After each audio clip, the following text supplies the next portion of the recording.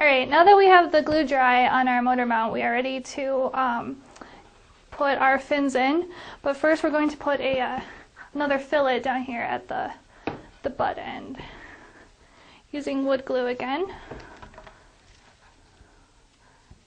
Put a thin line around that we can smooth out.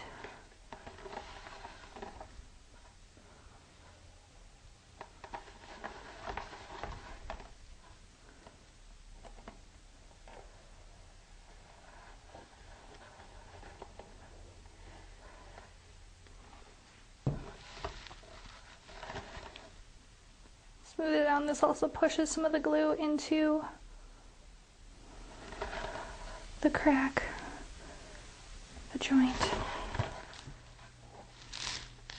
And this part will be exposed, so you do want to try and make it as clean as possible. Alright, then while that's drying, we can put in our fins. Alright, so while our motor mount is drying in the tube, we are going to sand our fins. To sand the sides, I'm using a sanding block and 220 grit sandpaper. These are pretty smooth already, but we're going to just sand in a circular motion to get rid of any little nubs and bumps.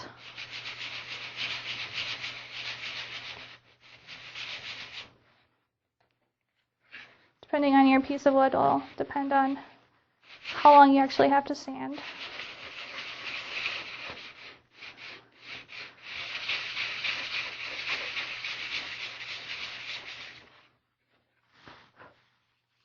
So, there's that side. For the edges on this kit, they are laser cut plywood. You can airfoil them if you want around the edges. I'm just going to leave mine square. But I do want to take off the bronze laser cut edge, and for that I'm going to use 150 grit sandpaper and just follow the motion of the edge until that gets nice and smooth.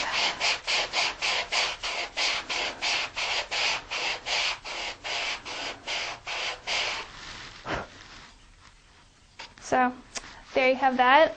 Just repeat with all the sides and edges and all of your fins, and then those are set to be glued in once everything else is dry. We got these all sanded nice and smooth, and so what we're going to do is we're just going to put a bead of glue along this edge and this edge. This side goes actually into the pre-slotted fin, or pre-slotted tube. So we're just going to use some plain white glue.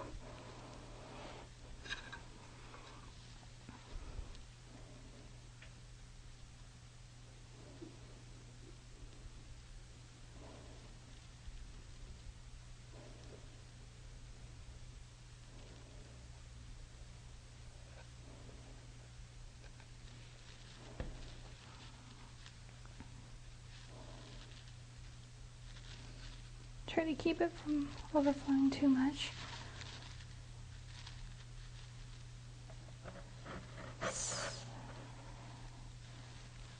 Stick that in, make sure it's hitting the motor mount tube on the inside.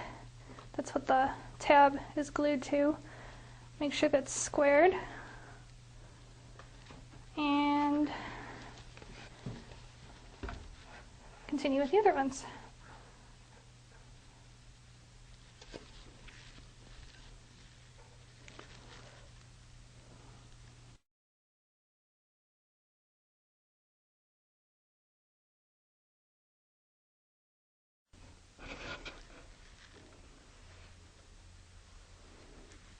So once you have all the fins in, we have to let the glue dry, and then we will put on fillets using our 2-part fix-it epoxy clay. Alright, now that we have the fins all dry on our body tube, we're going to put in our rail buttons and our engine retainer. For rail buttons, we have 2 different kinds. We have this 2-part one that has just a screw and the rail button, and this will go in the aft And then we have a 3-part set, which will go in the front end of the rocket. And this part will sit on the inside flush with the edge, and then these screw in together. First, just to keep the shock cord out of the way, I've got some paper towels here. We're just going to ball it up. You can use newspaper if you want, and that will keep the shock cord from falling out on us.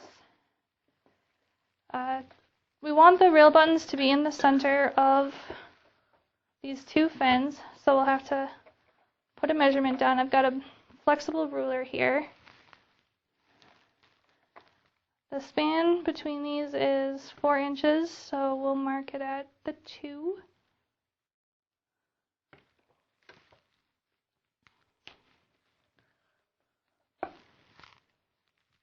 And I've got a steel angle.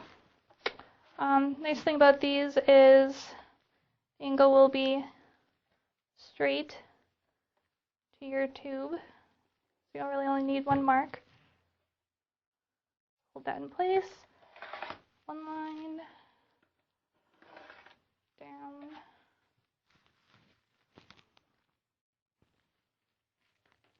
All right, so for the back end here, we've got, like I said, that screw needs to go into the rear centering ring. So we need to figure out exactly how far back, how far recessed it is. And here I've got, it's recessed a 1/4 inch. So we'll mark 1/4 inch on here, right on our line.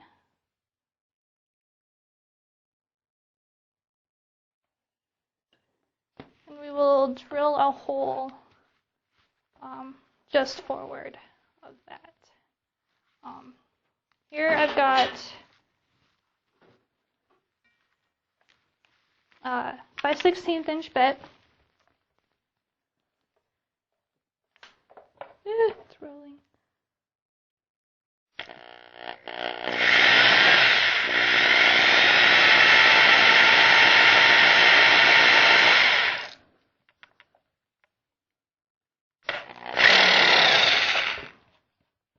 And the hole really doesn't need to go all that deep.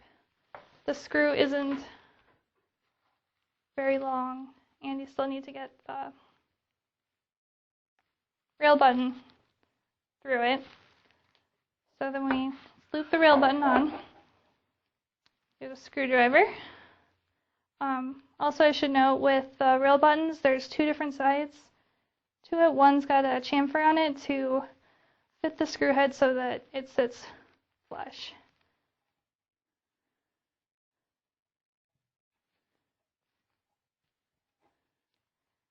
And we screw that in. You don't want to make it too tight because the rail button will need to spin still.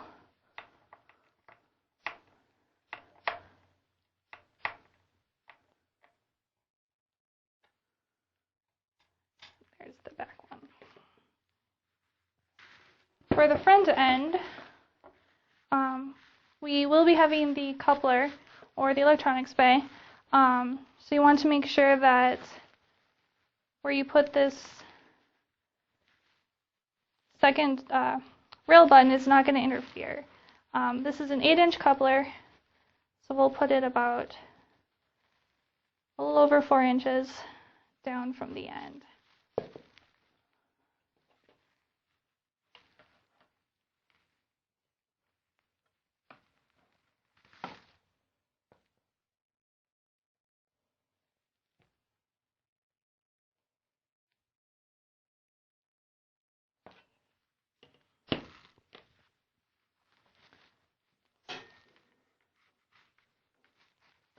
For this one, you'll want to use a 3/16 bit, so I gotta switch this out here.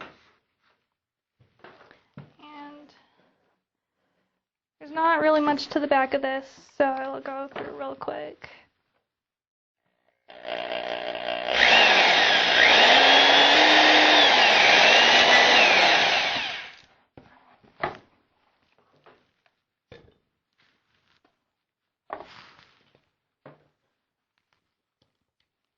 put this back through.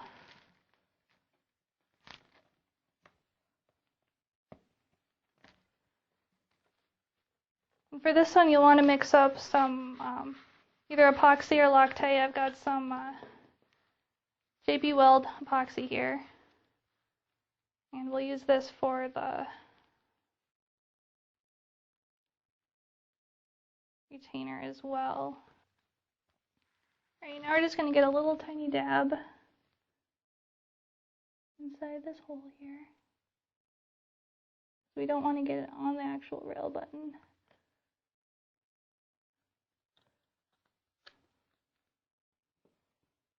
And again, put the chamfered end in.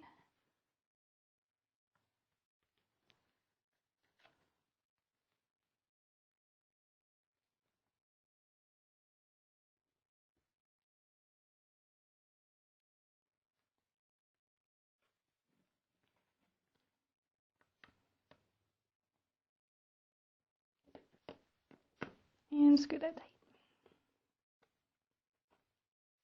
But not too tight. You want that to spin freely too. And also, you'll want to put some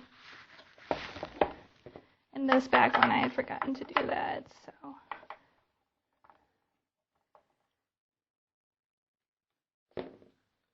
Another little dab inside the hole.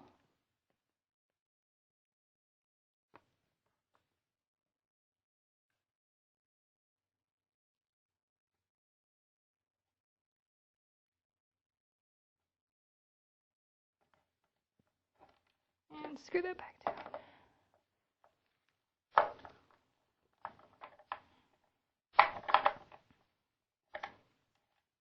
Okay.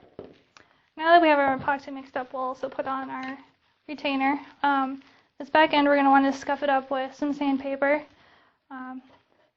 Just about 3/8 of an inch is all. Just to give it a little more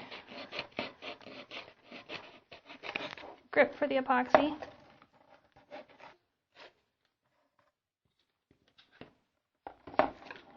Take our stick, and the retainer fits on pretty tight already, so we'll just kind of make a thin smudge.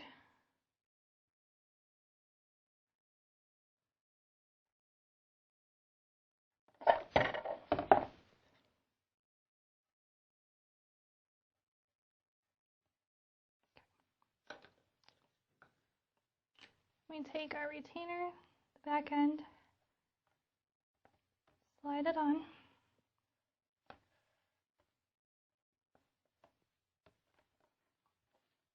And there you have your retainer on. Right? If there's any epoxy that's oozed out, I don't have a lot. I didn't use very much, but you'll just take a paper towel or a Q-tip. Just wipe it down. Also make sure you check the inside, because can't have any bumps for the motor casing that will go in there.